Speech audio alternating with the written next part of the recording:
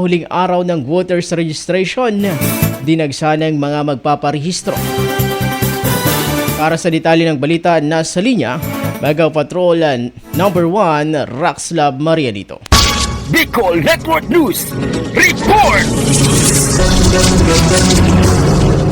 Dumagsa mga botanteng magpaparehistro sa probinsya ng Sorsogon sa huling araw ng pagpaparehistro noong Setyembre 30 taong kasalukuyan na ginanap sa Sorsogon City. Kaugnay nito sa inisyal na ulat ng COMELEC Sorsogon, umabot sa 1,932 ang mga bagong nagparehistro sa probinsya. Samantala, inaasahan pa na madagdagan ang nasabing bilang matapos na magsumiti ng kanilang mga datos ang ilang COMELEC office sa bawat munisipyo sa probinsya.